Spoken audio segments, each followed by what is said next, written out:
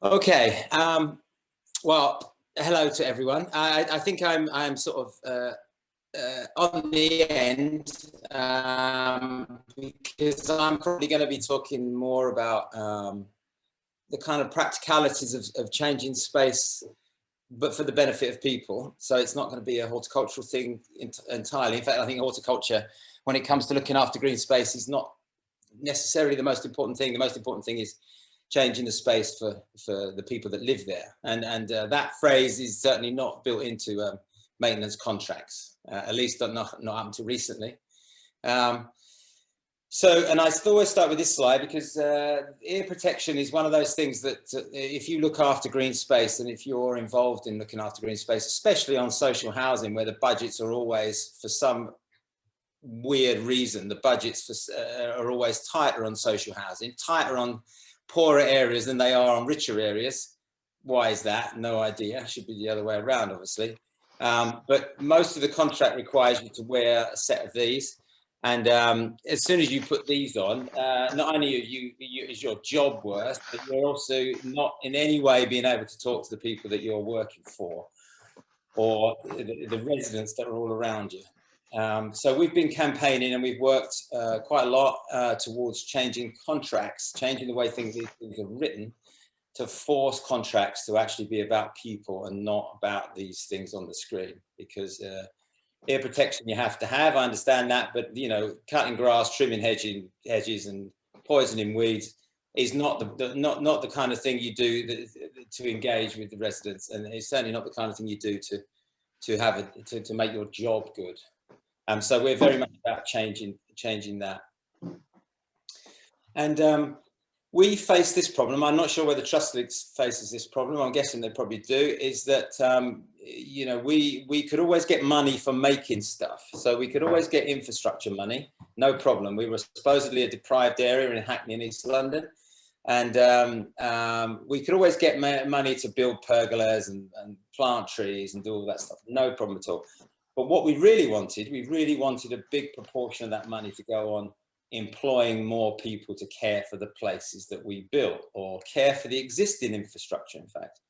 And it feels to me like it's much better value for money if you invest in the people that care for places, because often we don't need any more pergolas. You know what I mean? We really don't. We just need more care for the environment. And of course, the more people you have caring and looking after green space, the more people that can talk to the residents that are there, that can engage with people and can change the space to suit the people that live there. And that's what basically happened to us. So we were on the estate for 18 years. And during that 18 years, most of everything we did was off the back of a conversation with a resident. Now, you know, unless you change maintenance contracts, that's not going to happen, because people can't take the ear protection off. They never get any time. They're not hand weeding. They're not doing that kind of what I'd call proper gardening, you know, where you have a chance to talk. So it's really important. And this slide is just sums up everything that's pretty much bad about funding and the way we think about things. You know, the geezers, they've gone to the trouble of building 3 handles on a stainless steel spade. So that means you can get the stainless steel spade photograph. You know, that one where they drag out the mayors and the important people, and then they take a photograph, and then after they've taken the photograph, everyone goes, and then there's a £9.50 an hour guy left to look after this place without, you know, no chance. So all the emphasis is up front, all the money's up front, and then there's no kind of legacy to these things.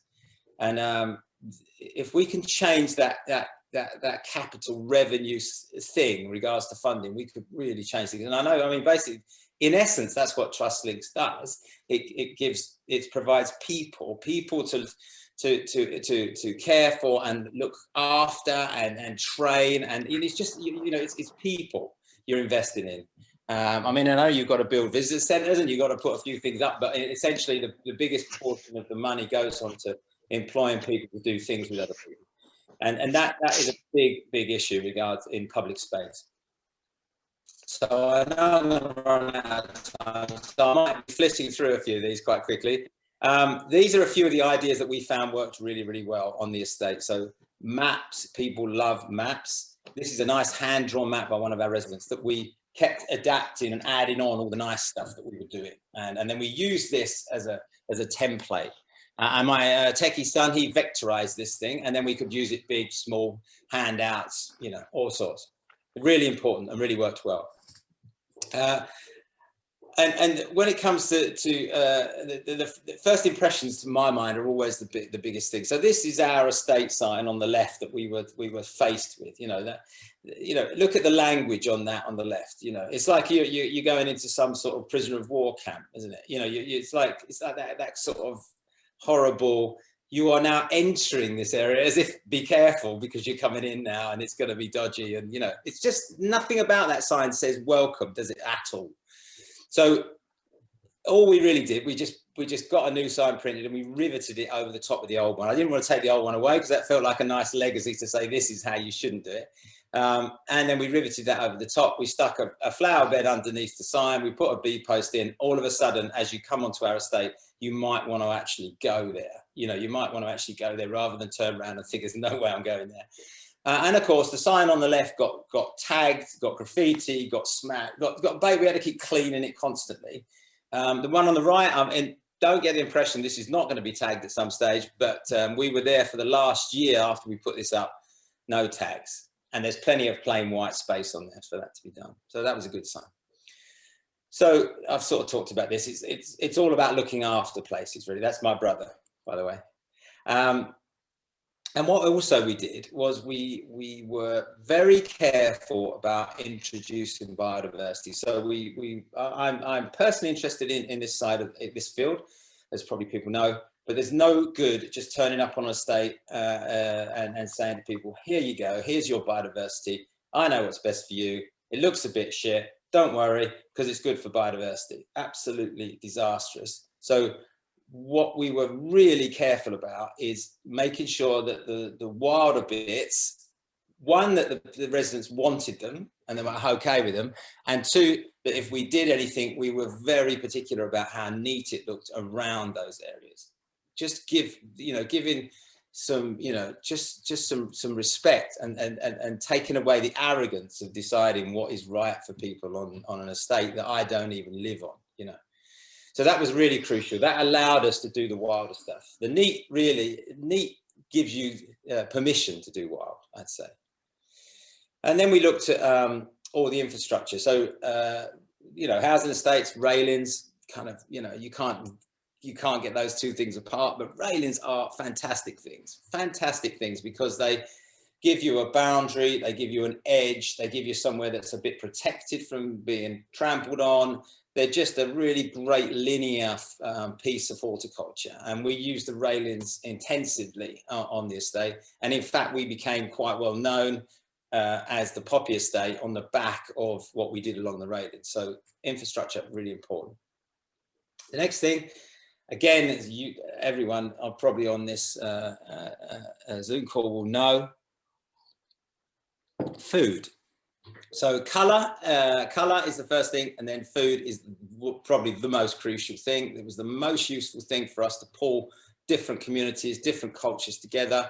In fact, it was the only tool that we were successful in doing that, I'd say. It was really difficult not to, without food, it was really hard to connect to different communities.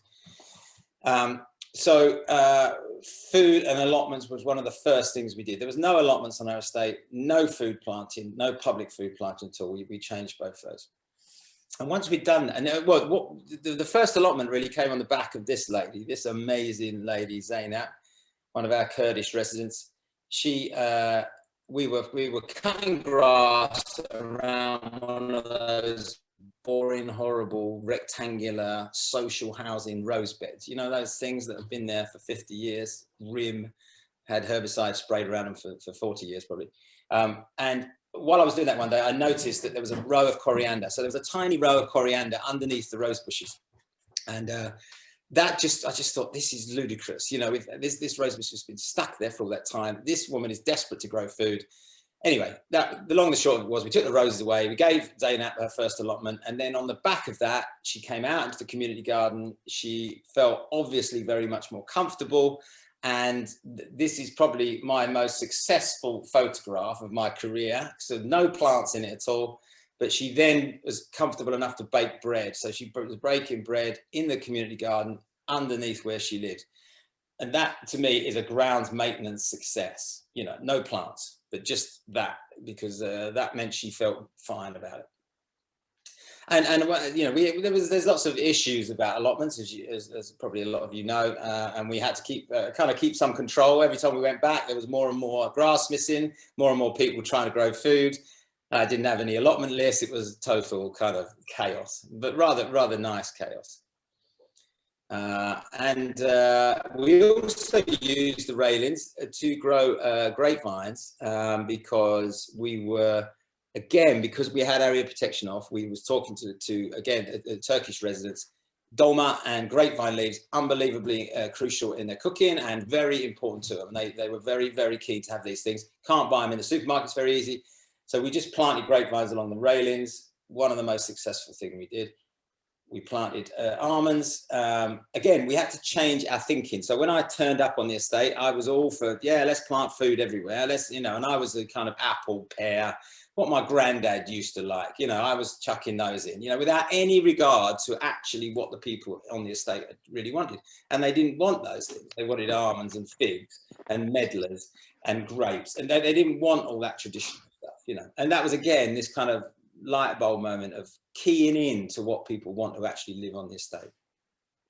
And we even did a little bit for the hipsters on the estate by growing some craft beer hops as well. And one of the other crucial things we did, we were working with the cleaners. So we were looking after green space. Tony, amazing cleaner, incredibly positive geezer. He used to moan at me if I'd left some of the green space looking a bit of a mess. I used to tell him when there was litter in places. So there was a connection because we're all in the same game. We added some of this biodiversity. And again, if we're adding biodiversity, we're very careful to make it look good. We're not just dumping a load of tatty pieces of piles of pallets, and we're going to make it look really nice because this is where people live. Unlike this, which was a council sustainable drainage scheme, which I don't know, again, whether you guys have done these or been involved in these, but the council decided they were going to do a sustainable drainage scheme. They dug a huge hole. They put a load of sticky topsoil on it. And then once they'd done that, they told me that they were going to rewild it. Now, of course, you know, rewilding is the big, you know, it's the fad. But you don't want to rewild outside someone's house without even asking them whether they want that. That's disgusting. Absolutely disgusting and appalling. And although there's some biodiversity in this load of rubbish sitting here, there's loads of this in Hackney. We don't need any more of this stuff. Brambles, nettles, coarse grass. Don't need any more of that. We need good looking, beautiful spaces that deliver biodiversity as well. These were a few of the little suds things that we did. So we messed around with just looking for cracked paving slabs. So we looked for cracked paving slabs. That meant that the underneath of the paving slab was loose and was probably quite poor. So we took those up, we added some soil in, put a grate on, planted some herbs, and that was a sustainable drainage. So the water drained into it and we could grow some plants as well. How am I doing for time, Tabitha? Am I nearly out? No, you're good at the moment. Yeah. Okay, good. So all this really leads up to this kind of pragmatic. This is what I was obsessing about, really, was because obviously I was really keen to change the place. But when we left, unless you change the contracts, unless you change the systems, it just defaults back always. So thankfully, well, two things happened really. One is that they changed the name of the estate. Well, they added the phrase "the Poppy Estate" to their estate name, which was rather lovely. So in other words, they changed their name on the back of the maintenance contract, which was a joy. And then they also asked me to write the new contract when we left. So we left in 2020, and they asked me to write, as the contractor, they asked me to write the new contract, which I did. And I wrote it in infinite detail to make sure, I thought anyway, that the new contractors couldn't get out of it. You know what I mean? There was so much detail in it. We wrote a detailed description of every single one of the 120 pieces of green space, saying what needed to be done, so that you could stand there with this in your hand and make sure they'd done what they'd signed up to do.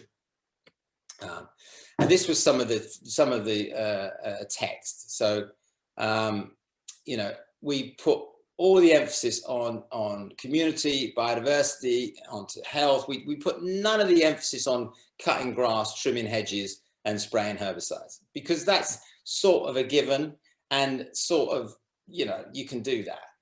All the emphasis is on all the other things. And we even split the contract into two to try and get this thing to work. So we put the routine maintenance, the boring stuff, we put on one part of the contract, because we thought some of the big contractors would be able to take care of that. And then we split it into, and then the other part of the contract was creative maintenance, which was all the important things: wildflower edges, food growing, food planting in public space, community involvement, publicity, generating good publicity for the estate was in the grounds maintenance contract, green days, all that kind of stuff. And we also changed the quality control. So we said, you don't want to go out and measure the length of the grass, pointless exercise. We'll just judge your quality, you know, how good you are at your job, by what the residents say. So residents' comments became the quality control. So for us, I mean, we were terrible at cutting grass and trimming hedges, but we got away with it. They let us off that because we were better at the other stuff. So there was that kind of, it's just that judging what people want. And as soon as you introduce colour and food, especially if you introduce food into the everyday planting. So what we did, we made sure that any new planting we did in public space was always food. It was a default, unless there was a really good reason we used food. So that means we didn't put back pyracantha and mahonia and all those standard rose, all those standard bog standard social housing shrub beds, you know, those things that are everywhere. We didn't put those. We put gooseberries and red currants and figs and whatever. We just put anything in that had food in it. One, because people noticed that then, because people never even noticed the green space before then, because it was evergreen shrubs and grass. Put food in, people notice it. You know, if you've got apples hanging off the side of the street and red currants poking out through the railings and grapevines growing on your railings, you know, people are going to notice the green space. And not only whether, if they notice it, obviously, ultimately, you want the goal of them picking this stuff. And and eventually, we managed to actually persuade people that the public space was for them. Because up until then, there was a massive disconnect. They thought that that was something for someone else for some weird reason. It's in their estate, it's public space, all that food is yours for you to take. And it took us quite a while to actually get that across. So I guess this is a slightly bizarre slide towards the end, but I'm pretty optimistic in that if we can invest in more care, if we can invest in people to look after places, in the same way as we need more people to look after people, we need more people to look after green space. If we can invest in that, we can make these places really good, because you don't have to have sophisticated, high-end, sexy design to make people happy. More people working on their estate, looking and caring after what's already there is what we think, what I found people wanted. They don't want more stuff often. They just want what they've got cared for. And they also want people knocking about that they can chat to. So that should be in a maintenance contract. You know what I mean? We should forget what's gone on before, and we should invest in people. And the other thing that's optimistic from my point of view is that if you design places for biodiversity, if you're creative about it, and we've done lots of work, then you can pull in wildlife and biodiversity really quickly. So it's we underestimate how good new landscapes can be for biodiversity. For instance, this is a place down, this is a good old South Essex place, Canvey Wick, abandoned in the 1970s, right? Abandoned, so that's it, they just abandoned it, did nothing to it, didn't build a pergola, didn't do any design work. Third most important place in the country now for invertebrates. That includes all your fancy ancient woodlands and old meadows and all that other bullshit. This is the best place, right? So this is a place that's been left, now it's the best place for wildlife. So this is the optimism in when we're designing new space. You know, we can make this take what makes that good and we can design it into new space and make it really good. And that to me is an optimistic thing, but we've just got to change this whole kind of tanker thing of horticulture that says you've got to do it like this, you've always done it like that, the RHS says this, blah blah blah. We've got to get out of that mindset and really realize what wildlife certainly wants. It doesn't want most of horticultural practices, it wants all sorts of other stuff, which I haven't got time to talk about now, but I can talk about that if anyone wants to do that. And I think that's probably enough.